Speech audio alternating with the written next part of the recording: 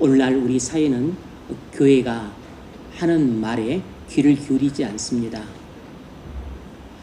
교회가 사회를 향해 뭐라고 말을 해도 듣는 둥 마는 둥 할 뿐입니다.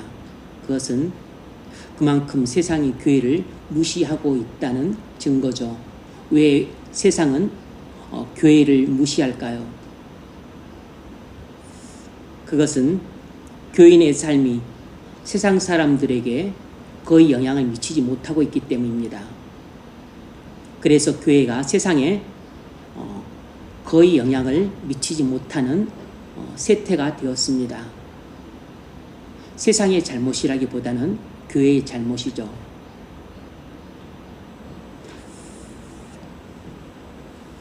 목사님 중에 수도원을 세워서 수도사로 사셨던 엄두섭 목사님이 계십니다.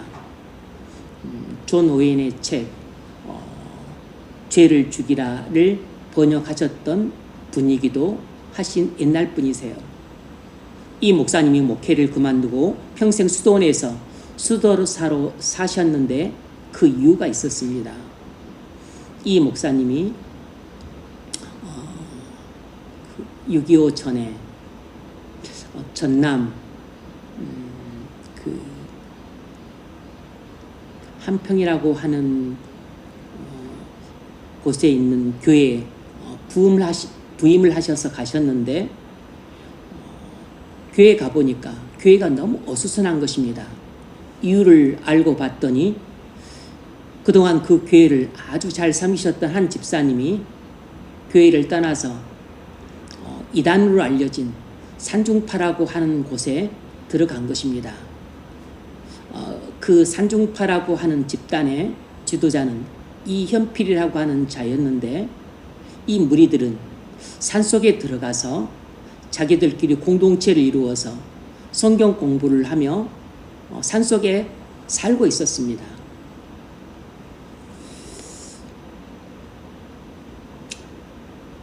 그런데 6.25 전쟁이 터졌습니다.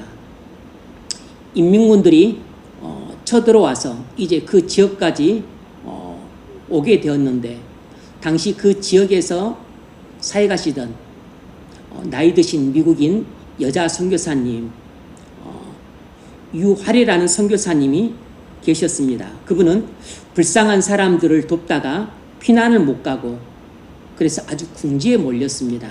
이리저리 피해 다니고 있었어요. 그런데 그녀를 도와줄 사람이 아무도 없었습니다. 많은 목사님과 많은 교인들은 다 피난을 떠나고 없었기 때문에 이 여자 선교사님을 도와줄 사람들이 없었고 그리고 여자 선교사님보다 자기 생명을 구하는 것이 더 급했기 때문에 다 도망치고 없었던 것입니다. 그때 목숨을 걸고 이 미국 여자 선교사님을 구출해낸 사람들이 바로 이 산중파 사람들이었습니다. 그들은 이 나이 드신 미국 여자 선교사님이 혼자 불쌍한 사람들을 돕다가 피난도 못 가고 잘못했다가 이 인민군들한테 잡혀 죽을 위기에 처하자 안 되겠다 싶어서 그들이 산속에서 내려와서 이 나이 드신 여자 선교사님을 큰 괴짝에다가 넣어가지고 어깨에다가 짊어지고 산속으로 들어간 것입니다. 그래서 여기 화순에 있는 화학산이라고 하는 깊은 산속 동굴에다가 그분을 모셔다 놓고 그리고 인이가 되면 그때마다 또 먹을 것을 갖다 드리면서 6.25 동란 내내 봉양을 해드린 것입니다. 그러다가 이 산중파 사람들이 빨치산하게 걸려서 또 2명이나 죽는 그런 일이 있었음에도 불구하고 이분을 끝까지 보살펴 드렸습니다. 이런 사실을 본 엄두섭 목사님은 회의에 빠졌습니다. 누가 진짜 성도냐? 어떤 집단이 참된 교회냐? 누가 정말로 주님을 모시는 사는 사람인지 깊이 생각하게 되었습니다. 그 후에 서울에 있는 한 교회에 부임을 하게 되었는데 서울에 와보니까 이 소리에서 신앙생활을 한다고 하는 사람들이 너무 세속적이고 너무 타락한 모습에 크게 낙심을 했습니다.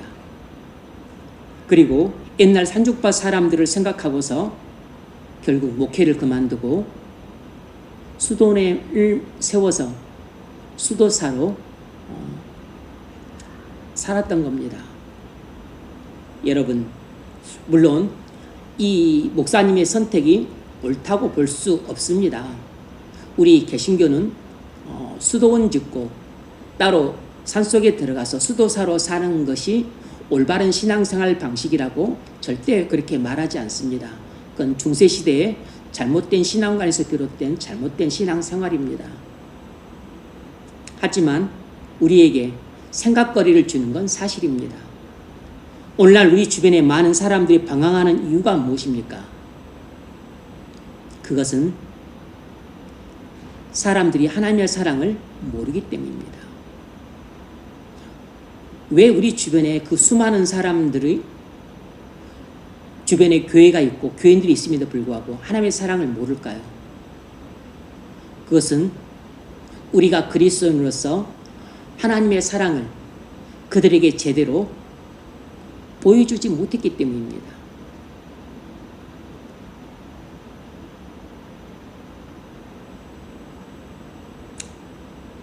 오늘날 세상에서 많은 사람들이 길을 잃고 헤매고 지옥을 향해 걸어가고 있습니다.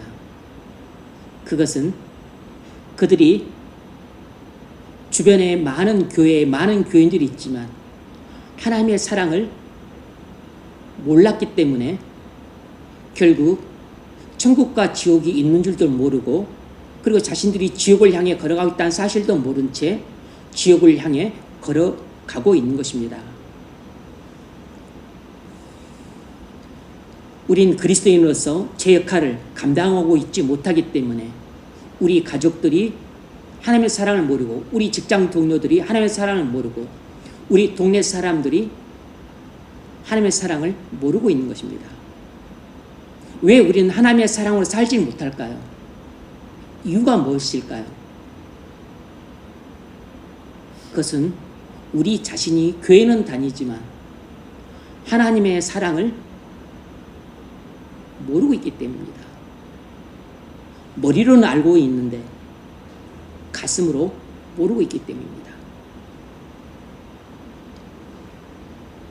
우리가 하나님의 사랑을 가슴으로 느끼지 못하니까 제 역할을 감당하지 못한 채 살고 있는 것입니다. 따라서 오늘 우리에게 필요한 것은 하나님이 나를 얼마나 사랑하시는가를 가슴으로 뜨겁게 느끼는 것입니다. 오늘 본문은 예수님이 빌라도 앞에 끌려와 재판받는 과정이 나와 있습니다. 유대인들이 예수님을 빌라도 앞으로 끌고 왔습니다. 그리고는 십자가에 못 박으라고 아우성을 치고 있습니다.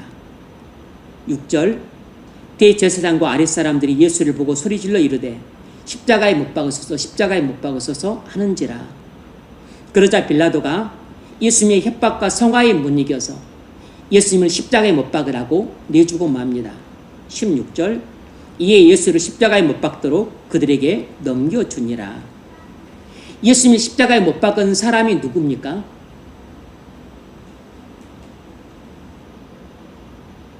유대인과 빌라도 모두입니다. 그러나 사실 예수님이 십자가에 못 박히도록 내주신 분은 사실 하나님 아버지셨습니다. 빌라도가 예수님을 신문하는데 예수님이 아무 말씀도 하지 않자 이상하게 여겨서 이렇게 묻습니다. 내게 말하지 아니하느냐? 니를 살려줄 권한도 내게 있고 십자가에 못 박을 권한도 내게 있다. 내게 권한이 있는데 왜 나한테 아무런 변명들 하지 않냐? 내가 묻는 말에 대답을 해야 내가 살려줄 이유가 있으면 살려줄 것 아니냐?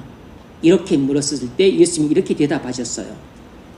위에서 주지 아니하셨더라면 나를 해할 권한이 없었으리니. 무슨 말씀입니까? 하나님 아버지께서 영원전 계획을 따라 나를 십자가에 못 박도록 지금 너한테 넘겨주신 것에 불과하다라고 말씀하고 있는 것입니다. 물론 이 말씀은 유대인과 빌라도가 예수님 십자가에 못 박은 죄가 없다는 뜻이 아닙니다. 하나님께서 유대인과 빌라도 같은 악인들의 손을 빌려서 독생자 예수를 십자가에 못 박으셨다는 뜻이에요. 왜 그렇게 하셨을까요? 하나님께서 우리를 영원한 심판에서 구원하시기 위해서는 독생자 예수를 십자가에 못 박도록 하셔야만 했기 때문입니다. 예수님이 십자가에 왜 못 박히셨습니까? 하나님이 우리를 사랑하셨기 때문입니다. 하나님이 우리를 사랑하셔서 영 죽을 죄인인 우리를 하나님의 영원한 심판에서 구원하기 위해 예수님을 십자가 대속의 죽음에 놓으실 수밖에 없었던 것입니다. 오늘 본문을 보면 예수님이 십자가에 달리시기 전 고난 받으시는 장면이 나옵니다. 우리 1절로 3절 같이 한번 읽습니다. 1절로 3절 시작.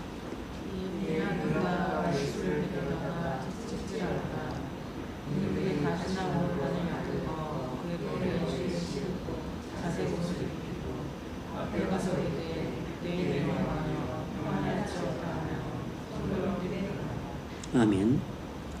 로마 군인들은 예수님을 십자가에 못 박기 전에 채찍질을 했고, 그리고 가시면류관을 씌웠고, 그리고 왕을 상징하는 보라색 옷을 입혀서 네가 왕이냐고 하면서 조롱을 했고, 그리고 손으로 뺨을 때렸습니다.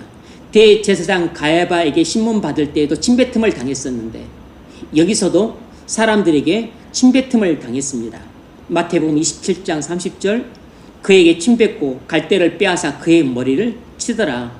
그러니까 침을 뱉고 뺨을 때리고 갈대로 머리를 치고 가시면류관을 머리에 꾹 눌러 씌우고 네가 왕이라면서 하면서 이 왕을 상징하는 보라색 옷을 입히고, 그리고 채찍으로 온몸을 내려쳤습니다. 그런데 이런 일들은 다 하나님의 영원전 계획 가운데서 나온 일들이었습니다. 그래서 하나님은 이사야 선지자 입을 통해서 800년 전에 미리 예수님의 십자가 못 박히기 전에 이런 고난을 당하실 것이라고 예언을 하셨어요. 놀랍지 않습니까? 이사야서 50장 4절로 6절에 그 내용이 나옵니다. 주 여호와께서 학자들의 혀를 내게 주사 나로 공고한 자를 말로 어떻게 도와줄 줄을 알게 하시고 아침마다 깨우치시되 나의 길을 깨우치사 학자같이 알아듣게 하시도다. 무슨 말이냐면 아버지와 아들 사이에 이런 대화가 오고 갔습니다. 아버지가 아들에게 신신당부를 합니다. 누가 내게 채찍으로 내 등짝을 내리치거든 채찍을 피하지 말고 그대로 맞아라. 누가 네한테 네 뺨을 때리거든 뺨을 돌리지 말고 그대로 맞아라. 누가 네한테 침을 뱉거든 침을 그대로 맞아라. 누가 네를 욕하거든 인상 쓰지 말고 욕을 그대로 들어먹어라. 이렇게 말씀을 하신 것입니다. 아버지가 아들에게 이상한 당부를 하신 것이죠. 그런데 아버지가 아들에게 이 이상한 당부를 얼마나 자주 하셨는지 아들은 학자같이 알아듣게 되었다는 것입니다. 아침마다 깨우치시되 나의 길을 깨우치사 학자같이 알아듣게 하시도다. 그래서 이 아들은 아버지가 시킨 대로 합니다. 이사야서 50장 5절 6절 주 여호와께서 나의 길을 여셨으므로 내가 거해가지도 아니하며 뒤로 물러가지도 아니하며 나를 때리는 자들에게 내 등을 맡기며 나의 수염을 뽑는 자들에게 나의 뺨을 맡기며 모욕과 침뱉음을 당하여도 내 얼굴을 가리지 아니하였느니라. 이 아들이 이렇게 순종할 수 있었던 것은 아버지께서 하도 많이 아들에게 신신당부를 하셨기 때문이었습니다. 이 아들이 누굽니까? 예수님입니다. 아버지가 누굽니까? 하나님 아버지세요. 왜 하나님께서는 독생자 예수님에게 이렇게 신신당부하셨습니까? 그것은 우리가 잃어버린 자식이기 때문에 지옥에 가도록 내버려 두실 수가 없었기 때문이에요. 하나님 아버지는 영원히 죽어 마땅한 우리를 독생자 예수님이 고난받고 십자가에 달리기까지 우리를 사랑하셨기 때문에 우리를 영원한 죄와 사망에서 구원하시기 위해서는 사랑하는 독생자 아들이 이 고난을 받아야만 했고 십자가에 못 박혀서 우리의 모든 죄를 대속하셔야만 했기 때문입니다. 그래서 하나님께서는 영원히 죽어 마땅한 우리를 영원히 구원하시기 위해서 사랑하는 독생자 예수에게 이 고난을 받으라고, 그리고 우리의 죄를 지고 십자가에서 내가 내리는 영원한 심판을 네가 대신 받으라고 아들에게 신신당부를 하셨던 것입니다. 아침마다 깨우치시되 나의 길을 깨우치사 학자같이 알아듣게 하시도다. 아침마다란 매일같이란 뜻입니다. 그러니까 영원 전에 하나님 아버지께서는 독생자 예수님에게 쉬지 않고 계속해서 이 말씀을 셀 수 없이 많이 말씀하셨다는 것이에요. 우리는 정말 이 하나님의 사랑을 가슴으로 느껴야 합니다. 우리가 이 세상에 살면서 알아야 할 단 한 가지가 있다면 그것은 바로 하나님이 나를 사랑하신다는 사실입니다. 하나님이 나를 얼마나 사랑하시는가, 이 한 가지를 알고 죽는다면 우리는 이 세상을 하직할 때 아무런 미련도 없게 됩니다. 어느 아버지에게 두 아들이 있었는데 어느 날 밤에 둘째 아들이 배가 아프다고 하는 것입니다. 그런 너무나 밤 늦은 시간이었기 때문에 이 밤에 병원에 가기에는 조금 어렵다 생각이 되어서 얘야 조금만 참아라, 내일 아침 되면 병원에 가자. 그랬는데 얘가 계속 배가 아프다는 것입니다. 그래도 아버지는 얘야 조금만 참아라, 내일 아침에 병원에 가자 하면서 타일궈서 이제 아침이 돼서 얘를 병원에 데리고 갔더니 맹장이 터져서 복막염이 된 것입니다. 그래서 그것도 너무 시간이 오래 지나서 이제 그게 온 장기에 퍼져서 어떻게 손을 쓸 수 없는 상황이 되어서 결국엔 이 둘째 아들이 죽고 말았어요. 청천벽력이 벌어진 것입니다. 그 일 때문에 부부 사이가 파탄이 났습니다. 아내가 남편을 원망한 것이에요. 그리고 아버지는 그 일 때문에 알코올 중독자가 되어서 결국은 직장도 잃고 얼마 안 가서 엄마는 화병으로 죽고 말았습니다. 그리고 나서 오랜 세월이 지났습니다. 그 동네에 한 젊은 부부가 이사를 왔는데 아주 단란하고 행복한 가정을 이루고 살았습니다. 근데 동네 사람들이 나중에 보니까 이 아들이 옛날 그 불행을 겪었던 그 집안의 둘째 아들이었어요. 그러니까 죽었던 큰 아들이었고 이 둘째 아들이 한참 뒤에 그 옛날 살았던 동네로 이사를 온 것입니다.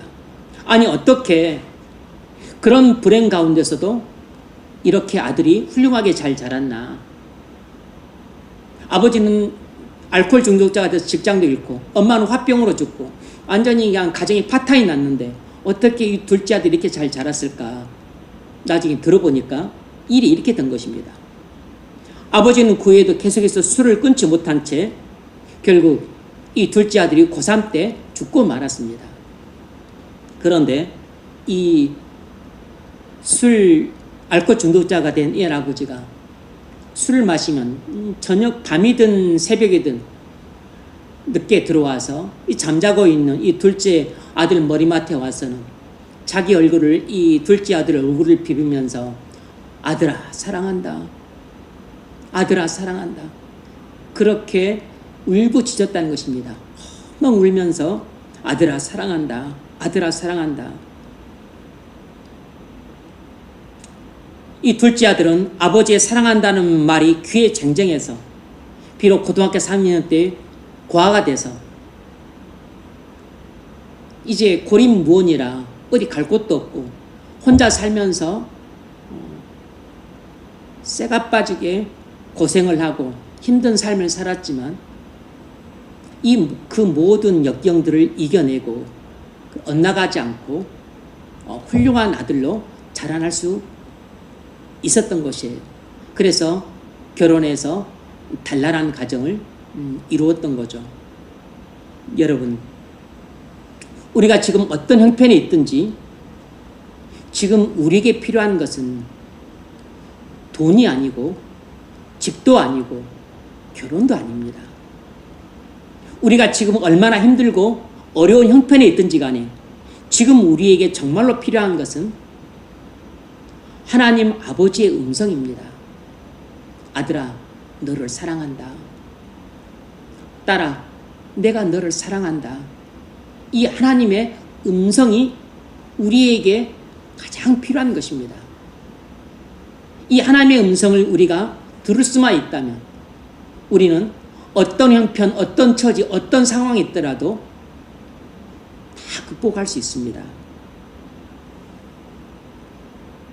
우리가 지금 어떤 고통과 슬픔에 있든 어떤 말 못할 비참함과 불행 속에 살든 우리에게 가장 필요한 것은 고통과 슬픔과 불행이 없어지는 것이 아닙니다. 문제가 없어진다고 해서 해결되는 것이 아니에요. 지금 겪는 고통과 슬픔과 불행이 없어지더라도 잠시 후에 또 다른 고통과 슬픔과 불행이 찾아옵니다. 따라서 단순히 지금 겪는 문제들이 해결된다고 해서 내 인생의 진정한 문제가 해결되는 것이 아닙니다. 그러므로 우리가 찾아야 하는 것은 지금이든 장래든 우리가 고통과 슬픔과 불행 가운데 있을지라도 이 모든 고통과 슬픔과 불행을 이겨낼 수 있는 힘이 필요한 것입니다. 지금 내게 닥쳐있는 돈 문제, 지금 내게 닥친 건강 문제, 지금 내게 닥쳐있는 직장 문제, 지금 내게 닥쳐있는 가정 문제, 지금 내게 닥친 직장 문제, 이것들은 해결해도 또 다른 형태로 찾아옵니다. 자식의 공부 문제를 해결하면 나중에는 또 직장 문제 찾아오고 또 집 문제 찾아오고 문제는 끊임없이 찾아옵니다. 따라서 개별적인 문제를 해결하는 데 주력하게 되면 우리의 쓸데없는 힘을 소실하게 됩니다. 어차피 이 세상은 문제 없이 살아갈 수 있는 세상이 아니에요. 고통과 슬픔과 비참함과 불행은 여러 가지 형태로 죽는 날까지 끊임없이 찾아옵니다. 그러므로 고통의 문제, 슬픔의 문제를 해결하기 위해서 애를 쓰는 것은 어리석은 일입니다. 우리가 힘써야 되는 것은 어떤 고통의 문제가 오든 어떤 슬픔과 불행의 문제가 중첩해서 오든지 간에 이것들을 참고 견디고 이겨내고 극복할 수 있는 근본적인 힘을 얻는 것이 필요하고 중요한 것이에요. 어떤 형태의 문제든 고난이든 불행이든 오더라도 이 모든 것을 참고 견디고 극복하고 승리할 수 있게 해주는 근본적인 힘이 바로 하나님의 사랑을 아는 힘입니다. 아들아, 너를 사랑한다. 사랑한다, 내 딸아. 이 하나님의 음성을 들음으로써 우리는 이 땅에서 겪는 모든 고통과 슬픔과 불행의 문제들을 극복할 수 있습니다.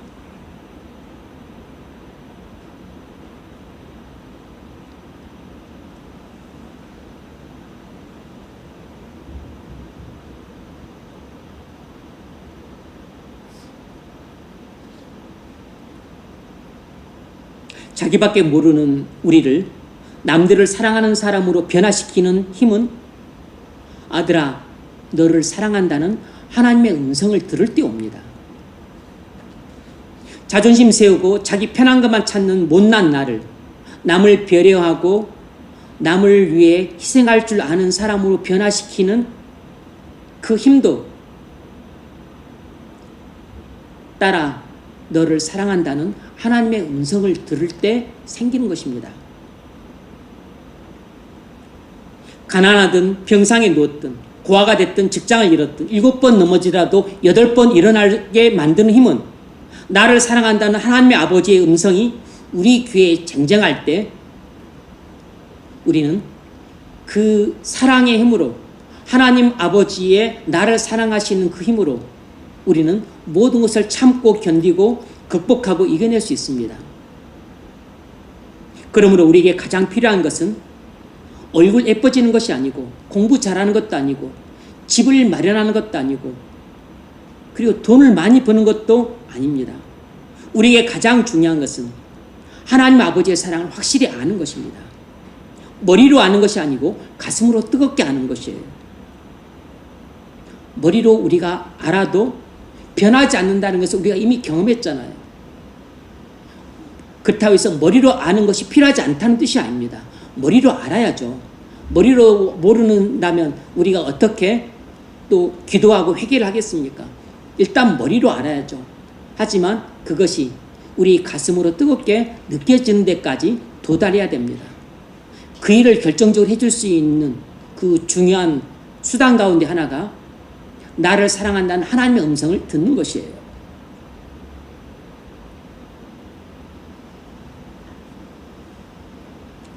우리가 어떻게 하나님의 사랑을 가슴으로 뜨겁게 느낄 수 있습니까? 하나님 아버지께서 나를 사랑한다는 그 음성을 들음으로써입니다. 우리가 하나님의 사랑을 알게 될 때 우리는 어떤 형편에서도 은혜롭게 살 수 있습니다. 내가 돈이 없기 때문에 은혜롭게 살 수 없고, 내가 결혼을 하지 않았기 때문에 은혜롭게 살 수 없고, 내가 집이 없이 월세로 찌질하게 살기 때문에 내가 은혜롭게 살 수 없다. 아닙니다. 그건 전부 거짓말입니다. 그건 전부 틀린 대답이에요. 우린 십자가에서 하나님 아버지께서 나를 사랑하신다는 음성을 들을 수 있습니다. 주 여호와께서 학자의 혀를 내게 주사 나로 공고한 자를 말로 어떻게 도와줄 줄 알게 하시고 아침마다 깨우치되 나의 귀를 깨우치사 학자같이 알아듣게 하시도다. 주 여호와께서 나의 귀를 여셨으므로 내가 거역하지도 아니하며 뒤로 물러가지도 아니하며 나를 때리는 자들에게 내 등을 맡기며 나의 수염을 뽑는 자들에게 나의 뺨을 맡기며 모욕과 침뱉음을 당하여도 내 얼굴을 가리지 아니하였느니라. 우리는 나를 사랑한다는 주님의 음성을 십자가에서 똑똑히 들을 수 있습니다. 그래서 우리는 십자가를 자주 봐야 됩니다. 우리는 십자가 앞으로 자주 가야 돼요. 그렇다면 어떻게 우리는 나를 사랑한다는 하나님 아버지의 이 음성을 들을 수 있을까요? 어떻게 할 때 우리가 나를 사랑한다는 하나님의 음성을 귀에 쟁쟁이 들을 수 있을까요? 크게 3가지 방법이 있는데, 첫 번째는 설교를 통해서입니다. 오늘 설교를 통해 하나님 아버지께서 여러분을 사랑하신다는 음성을 들을 수 있기를 바랍니다. 하나님께서 여러분의 귀를 열어주시면 우리는 예배를 통해서 하나님께서 나를 사랑하신다는 음성을 귀에 쟁쟁이 들을 수 있습니다. 이번 여름 수련을 통해서도 하나님께서 여러분에게 여러분을 사랑한다는 음성을 들을 수 있기를 바랍니다. 두 번째는 말씀 묵상을 통해서입니다. 우리가 말씀을 묵상하는 직접적인 이유는 진리를 깨닫기 위해서이지만 우리가 말씀을 묵상하는 근본적인 이유는 하나님의 음성을 듣기 위해서예요. 하나님께서 나를 사랑하신다는 이 음성을 듣기 위해서 말씀을 묵상하는 것입니다. 우리가 말씀을 묵상할 때 그때마다 하나님은 우리에게 필요한 말씀을 하십니다. 그래서 오늘은 이렇게 하라 말씀을 하세요. 오늘 누구에 가서 그의 죄를 용서하라. 또 누구를 도우라.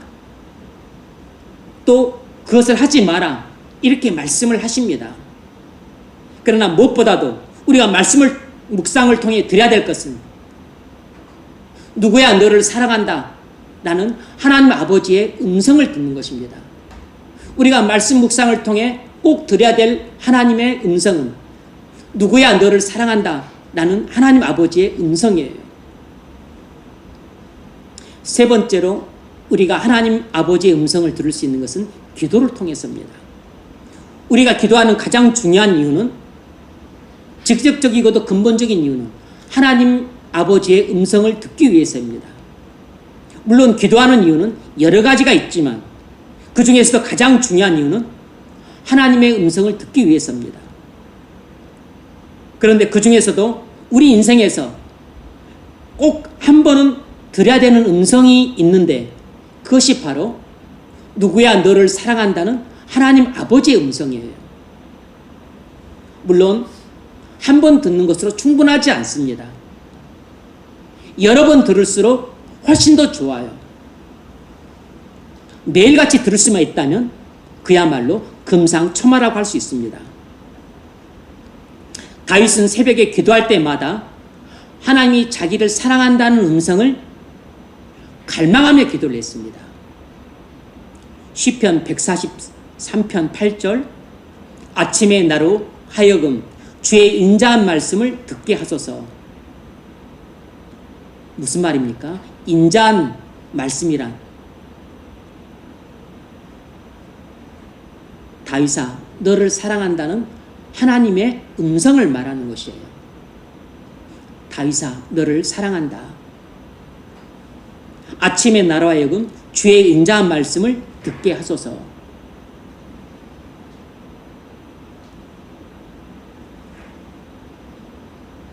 시편 130편에서도 이 시편 기자가 깊은 웅덩이에 빠져서, 영적인 깊은 웅덩이, 영적인 깊은 골짜기에 빠져서 이렇게 하나님께 울부짖습니다. 여호와여 내가 깊은 곳에서 주께 부르짖었나이다. 이 시인이 하나님께 부르짖는 이유가 무엇입니까? 주여 내 목소리를 들으시면 나의 부르짖는 소리에 귀를 기울이소서. 자기 소리에 귀를 기울이다는 이유가 무엇입니까? 이유가 5절 6절에 나옵니다. 나고 내 영혼은 여호와를 기다리며 나는 주의 말씀을 바라는도다. 이 시인은 하나님의 음성을 듣기를 갈망하는 마음으로 기도하고 있어요. 무슨 음성을 듣고 싶어 하는 것입니까? 너를 사랑한다는 음성을 듣고 싶어 하는 것입니다. 얼마나 그 나를 사랑한다는 하나님의 음성을 듣고 싶어 했는고 하니, 파수꾼이 아침을 기다림보다 내 영혼이 주를 더 기다리나니 참으로 파수꾼이 아침을 기다림보다 더하도다. 파수꾼이 아침을 기다리는 것을 갈망하는 것보다도 자신이 나를 사랑한다는 하나님의 음성을 듣기를 갈망하는 마음이 훨씬 더 컸다는 것입니다. 내가 너의 죄를 용서하노라. 내가 너를 십자가에서 구원하였노라. 이 음성을 듣기를 그렇게 갈망했다는 것이에요.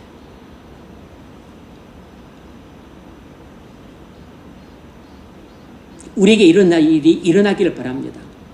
인생에 꼭 한 번은 있어야 하는 일이에요. 우리 인생에서 하나님께서 나를 사랑하신다는 음성을 한 번도 듣지 못한 채 인생을 마감한다면 우리 인생의 끝은 어둠밖에 없는 지옥입니다. 하나님께서 나를 사랑하신다는 음성을 한 번도 듣지 못한 채, 하나님의 사랑을 네 가슴으로 한 번도 느끼지 못한 채 눈을 감는다면, 눈을 떴었을 때는 그것은 지옥일 것입니다. 한 번으로 충분한 게 아니에요. 여러 번 경험하는 게 좋습니다. 가장 복된 삶은, 제일 복된 삶은 매일 하나님께서 나를 사랑하신다는 그 음성을 듣는 것입니다. 누구야 너를 사랑한다. 우리가 하나님 아버지의 사랑을 확신할 때 비로소 우리는 어떤 상황에서도 확신 가운데 살 수 있습니다.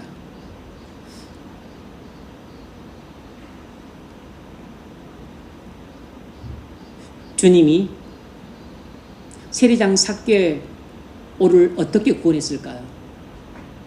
사실상 세리장 삭개오를 구원했었을 때 주님의 결정적인 말씀은 삭개오 집에 들어가서 나눈 대화 이전에 이 말씀이었습니다. 삭개오야, 오늘 내가 내 집에 유하리라, 이 말씀이었어요. 그게 무슨 말입니까? 사실 이 말은 삭개오야, 내가 너를 사랑한다, 이 말과 똑같은 말씀이었습니다. 여자야 구원받으라, 이 말씀은 여자야 내가 너를 사랑한다, 이 말씀이에요.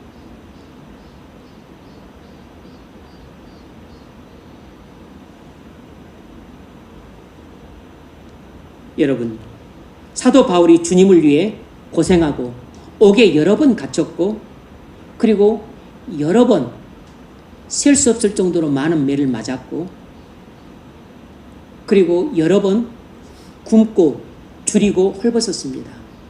그리고 또 여러 번 배고프고 목마르고 그리고 헐벗으며 살았어요. 40이 하나 감한 매를 여러 번 맞았고 태장을 맞았습니다. 강도 위험과 물의 위험과 바다의 위험 속에 여러 번 죽을 고비를 넘겼어요. 그렇게 살면서도 바울이 십자가의 길을 외면하지 않고 마침내는 주님을 위해 참수형을 당해 죽었습니다. 이런 착하고 충성된 삶이 어떻게 가능했을까요? 그것은 바울이 사울아 너를 사랑한다는 하나님 아버지의 음성을 들었기 때문이었습니다. 바울은 다메섹 도상에서 이 음성을 들었어요. 사도행전 9장 4절, 부활하신 주님이 다메섹 도상에서 이 핍박자 사울에게 나타났습니다. 그래서 첫 말씀이 이 말씀이었어요. 사울아 사울아 네가 어찌하여 나를 핍박하느냐. 주여 뉘시오니까 나는 네가 핍박하는 예수라. 이 한 번의 음성으로 사울의 인생은 완전히 황골탈퇴했습니다.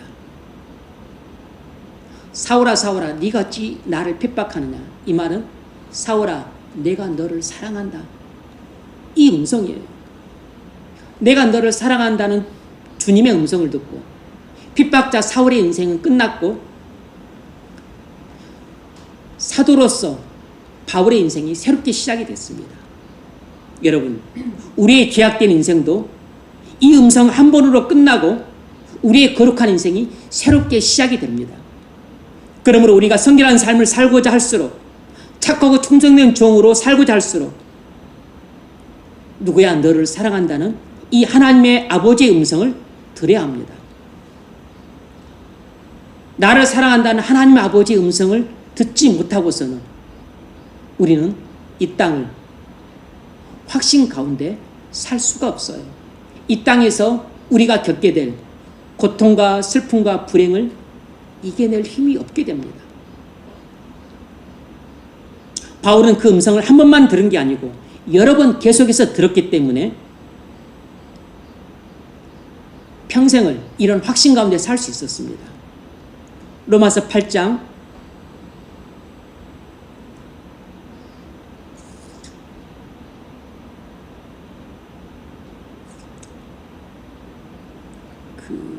로마서 고린도후서 10장에서 보면 사도 바울이 삼층천에 올라가는 체험을 하잖아요. 그는 거기서도 자기를 사랑한다는 하나님의 음성을 들었을 것임이 분명합니다. 그랬기 때문에 바울은 한 번만 이 음성을 들었던 게 아니고 여러 번 반복해서 들었기 때문에 하나님의 사랑에 대한 확신이 충만해서 그는 숱한 고생과 수고와 그리고 죽을 고비를 여러 번 넘으면서도 불구하고 자기를 부인하고 자기 십자가를 지는 충성된 종의 삶을 살 수 있었습니다. 그가 하나님의 사랑을 확신했기 때문에 그는 확신 가운데 이렇게 살 수 있었어요. 로마서 8장 35절, 누가 우리를 그리스도의 사랑에서 끊으리요. 하나님의 사랑에 대한 확신이죠. 누가 우리를 그리스도의 사랑에서 끊으리요. 환난이나 공고나 박해나 기근이나 적신이나 위험이나 칼이라. 환란이든 공고든 자기를 넘어뜨리지 못한다는 것입니다. 위험이든 칼이든 자기를 이기지 못한다는 것이에요. 기록된 바 우리가 종일 주를 위하여 죽임을 당케 되며 도살할 양같이 여김을 받았나이다 함과 같으니라. 그러나 이 모든 일에 우리를 사랑하신 이로 말미암아 우리가 넉넉히 이기느니라. 이것이 요절이죠. 요절. 이 37절이 요절이라고.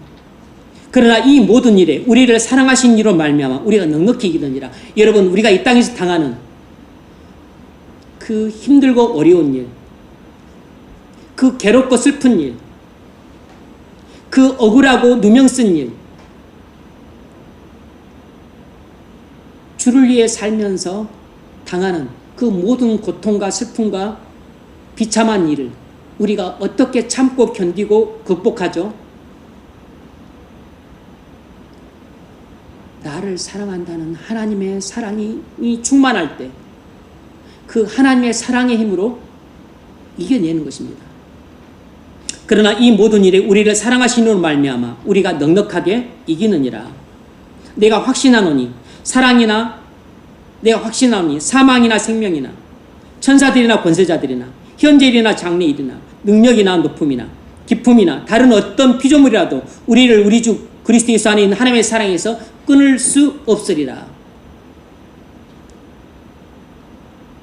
어떤 시련, 역경도 우리를 하나님의 사랑에서 끊을 수 없다는 것입니다.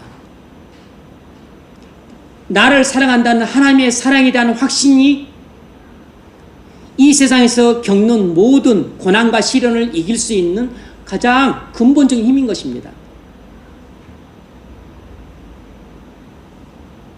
하나님의 사랑을 확신하는 사람을 이길 수 있는 것은 아무것도 없습니다. 그러나 이 모든 일에 우리를 사랑하신 이로 말미암아 우리가 넉넉히 이기느니라. 우리가 넉넉히 이기느니라.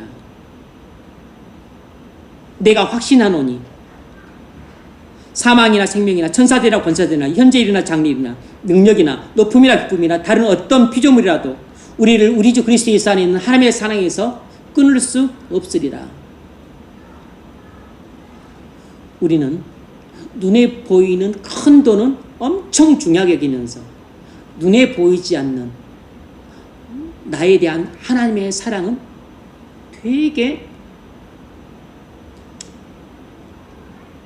가볍게 여깁니다. 그래서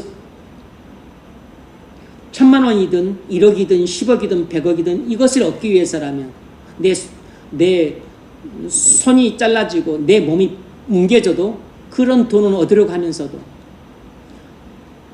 나에 대한 하나님의 사랑을 얻는 데에는 별 관심이 없습니다.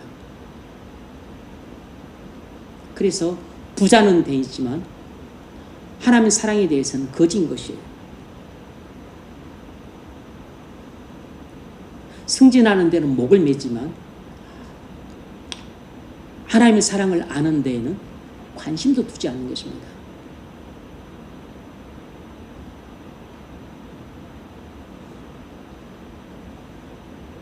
만일 우리가 그동안 그렇게 살아왔다면 이것이 우리의 죄이기 때문에 우리의 죄를 회개해야 됩니다. 하나님의 사랑을 돈보다도 가볍게 여기고 하나님의 사랑을 승진하는 것보다도 중요하게 여기지 않았던 것이 우리의 죄예요. 원정수 권사님은 모태신앙으로 자랐지만 변화가 없었습니다. 그러다가 고등학생 때 새벽에 기도하다가 하나님의 음성을 들었습니다. 종수야, 내가 너를 사랑한다. 그 순간부터 그 인생이 변화되었습니다. 마음의 기쁨이 넘쳐 흘렀고 무엇보다도 지혜를 받아서 공부를 잘하기 시작했습니다. 그래서 고등학생 때는 은혜 받기 전에는 거의 뒤에서 꼴찌에 가까웠었는데 그 은혜를 고등학교 2학년 때 받았는데 고등학교 2학년 1학기 때인가 받았을 거예요. 그런데 내가 너를 사랑한다는 하나님의 음성을 듣고 은혜를 받고 지혜를 받은 이후에 공부를 열심히 하기 시작했습니다. 그래서 그걸 결국 고등학교를 수석으로 졸업했어요. 그리고 서울대 의대에 입학했습니다. 하지만 여전히 찢어지게 가난했기 때문에 자기가 과외시키면서 하루에 한 4-5시간 자면서 그렇게 못 먹고 공부하다가 폐결핵에 걸렸습니다. 그래서 각혈을 하면서까지 상태가 되었고 나중에 시한부 판정을 받았어요. 그래서 너무 괴롭고 비참해서 산속에 들어가서 톡을 해서 금식하며 기도를 했습니다. 3일째 되던 날에 새벽 5시에 하나님이 찾아오셨어요. 말씀하셨습니다. 종수야, 내가 너를 사랑한다. 그 음성을 듣고 머리에서부터 발끝까지 완전히 병이 치유되는 것을 경험을 했습니다.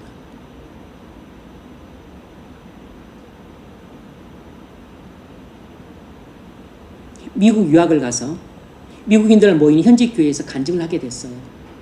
본인이 계획했던 게 아니고 얼떨결에 그렇게 되었습니다. 그래서 간증하기 전에 기도하는데 하나님이 또 나타나셔서 과거 그가 순종했던 일들을 주마등처럼 떠올리게 하시면서 그때 또 말씀하셨습니다. 종수야, 내가 너를 사랑한다. 내가 너와 함께하리라. 하나님 아버지의 음성을 그 간증하기 직전 짤막하게 기도하는 도중에 하나님께서 그 음성을 들려주셨어요. 그래서 영어 할 줄도 모르는데 영어 방언이 터져서 영어로 간증을 하게 되었습니다.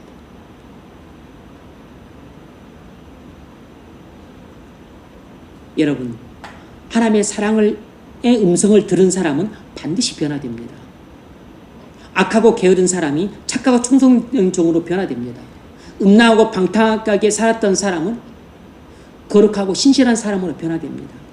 우리가 하나님의 사랑의 음성을 듣는다면 우리는 하나님의 사랑을 확신하게 됩니다. 우리가 하나님의 사랑을 확신한다면 우리가 이기지 못할 고난과 시련과 역경은 아무것도 없습니다. 우리는 7번 넘어지더라도 8번 일어날 것입니다. 우리는 어떤 고난과 난관 속에서도 포기하지 않는 오뚜기 같은 인생을 살 수 있습니다. 하나님은 우리를 구원하기 위해서 독생자를 십자가에 못 박히게 내주셨습니다. 예수님은 우리를 구원하시려고 기꺼이 십자가에 못 박히셨어요. 이것이 전부 무엇을 뜻합니까? 하나님 아버지께서 우리를 사랑하신다는 것입니다. 우리가 영어, 수학, 상식, 법률을 좀 몰라도 됩니다. 그러나 하나님 아버지의 사랑을 모르면 영원한 지옥에 갑니다. 뿐만 아니라 이 세상을 지옥처럼 살게 됩니다. 하나님 아버지의 사랑을 알아야 이 세상에서도 천국처럼 살고 죽어서도 영원한 천국에 들어가게 됩니다. 그러므로 우리가 목숨 바쳐 알아야 될 것은 하나님의 사랑입니다. 우리가 목숨 바쳐 구해야 될 것은 돈이 아니고 하나님의 사랑이에요. 우리가 목숨 바쳐 얻어야 될 것은 사람들의 사랑이 아니고 하나님의 사랑입니다. 우리가 목숨 바쳐 구해야 될 것은 승진도 집도 건강도 아니고 우리가 목숨 바쳐 구해야 될 것은 바로 나를 사랑한다는 하나님의 음성을 듣는 것이에요. 우리가 그 음성을 오늘 밤 들을 수만 있다면 내일 아침에 죽어도 여한이 없어요. 공자가 그런 비슷한 이야기를 했습니다. 조문도면 석사라도 가인이라고 했습니다. 무슨 말입니까? 내가 아침에 도를 깨달을 수만 있다면, 내가 아침에 도를 들을 수만 있다면 석사, 저녁에 죽어도 나는 좋다 그랬습니다. 그럴 정도로 공자는 진리를 깨닫기를 원했지만 진리를 깨닫지 못한 채 죽었습니다. 그런데 우리는 진리를 듣습니다. 우리는 진리의 보고인 성경을 갖고 있습니다. 그런데 성경을 안 읽어요. 하나님의 사랑에 관심이 없다는 뜻입니다. 기도를 안 해요. 하나님의 사랑의 음성을 듣는 데 관심이 없다는 뜻이에요. 예배를 하지만 설교에 귀를 기울이지 않습니다. 딴 생각을 해요. 하나님의 사랑의 음성을 듣고자 하는 갈망이 없다는 뜻이에요. 그러면 평생 교회를 다녀도 하나님의 사랑의 음성을 한 번도 듣지 못한 채 그렇게 눈을 감고 나중에 눈을 떴었을 때는 그렇게 무서워했던 지옥에서 눈을 뜨게 되는 겁니다. 하나님의 사랑의 음성을 듣느냐 못 듣느냐는 우리의 영원한 처소를 결정하게 됩니다. 우리의 영원한 집은 살았을 때 나를 사랑한다는 하나님의 음성을 듣느냐 못 듣느냐에 따라서 결정이 되는 것이에요. 돈이 아닙니다. 집이 아니에요. 직장이 아닙니다. 오늘 자식 키울 때 제발 공부하지 마세요. 여러분 살아갈 때 돈을 많이 버는 것에 인생의 목표를 두지 마세요. 그렇게 살았던 여러분 부모님이 있다면 잘못 사신 것입니다.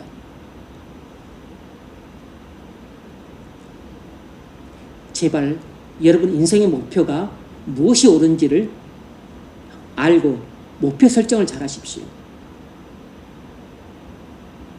옛날 세문안교회 김동희 목사님이 심호하셨어요. 저도 그분 심호할 때 몇 번 가서 예배를 드려본 적이 있는데 그분의 체험 이야기입니다. 이 목사님이 어느 날 콩팥에 암이 생긴 것을 알게 되었는데 이 암이 내장이 다 퍼지고 고관절까지 퍼져가지고 6개월 정도 살 것이라는 시한부 판정을 받았습니다. 우리 인생에는 이런 일들이 갑자기 찾아와요. 여러분만 그런 게 아니고 우리 모두에게 이런 일이 찾아옵니다. 병원에서 모두 잠든 시간에 눈물을 흘리며 하나님께 기도를 했습니다. 하나님, 제게 기회를 주세요. 제 나이 이제 56세입니다. 오라 하시면 가겠지만 허락하시면 한국교회 모태교회 담임 목사로서 하나님 앞에 3번 뜻깊은 목회 발자취를 남기고 가고 싶습니다. 기도하는데 새벽녘에 하나님의 강한 음성이 마음에 울려 퍼졌습니다. 이번은 살려준다. 그러나 이전같이 목회하면 안 돼. 말로만 하면 안 돼. 직접 체험한 능력으로 나를 증거하라. 그래야 너도 살고 성도도 살 수 있다. 치료가 불가능한 상황이기 때문에 의료진들이 고민하다가 찾아왔습니다. 목사님이 결정해 주십시오. 하나님의 응답이 있었기 때문에 수술합시다 라고 해서 콩팥을 제거하고 내장에 있는 암을 제거하고 다리를 절단하고 인공관절 수술을 했습니다. 기도하라는 음성을 듣고 이 목사님이 자신과 수술하는 의사들을 위해 기도하고 수술을 했습니다. 마취가 깨어날 때쯤 누군가 자기 손을 꽉 붙잡고 있는 것이 느껴졌습니다. 잠시 후에 내가 너를 붙들어 쏟느라 말씀과 함께 손을 놓고 떠나시더라는 것입니다. 한 달 뒤에 퇴원해서 교회에서 주일 예배를 드리는데 눈물의 예배였다고 합니다. 말씀을 맺겠습니다. 여러분, 어찌하든지 하나님의 음성을 들으십시오. 하나님의 음성을 듣기 전까지 여러분 인생은 안 바뀝니다. 누구야 너를 사랑한다는 하나님의 음성 이 한마디를 듣는 순간 여러분의 인생은 죄에서 의로 바뀝니다. 죄에서 은혜로 바뀝니다. 나를 사랑한다는 하나님의 음성을 듣느냐 못 듣느냐에 따라서 여러분의 생사가 달렸습니다. 여러분의 영원한 처소가 결정이 됩니다. 어떻게든 하나님의 사랑의 음성을 들으십시오. 누구야 사랑한다. 이 음성을 듣는다면 여러분은 어떤 고통스럽고 슬픈 상황 속에서도 헤쳐나갈 수 있습니다. 자주 하나님의 음성을 들으십시오.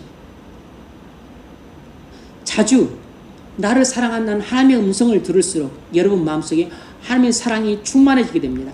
하나님의 사랑이 충만해지게 되면 여러분은 용서 못할 사람이 없고 사랑 못할 사랑이 없습니다. 덮어주지 못할 허물이 없고 감당하지 못할 사람이 없어요. 어떤 못된 시어미도 감당할 수 있고 어떤 버르장머리 없는 며느리도 포용해 줄 수 있어요. 아무리 힘들게 하는 상사도 웃음으로 대할 수 있습니다. 매일 하나님의 사랑의 음성을 들으시기 바랍니다. 아들아 사랑한다. 내 딸아 사랑한다. 이 음성을 듣는 만큼 우리는 하나님의 사랑으로 충만하게 될 것입니다. 하나님의 사랑으로 충만하게 되면 우리는 어떤 사람도 감당할 수 있습니다. 어떤 못난 사람도 포용해 줄 수 있어요. 어떤 고난도 우리는 극복할 수 있습니다. 어떤 문제도 우리는 그 문제를 감당할 수 있어요. 해결을 못해도 감당할 수 있습니다. 이 땅에서 우리가 겪는 모든 문제를 우리가 다 해결할 수 있는 게 아니에요. 사랑한다는 하나님 아버지의 음성을 매일 듣는 복된 성도가 되시기를 주의 이름으로 축원합니다.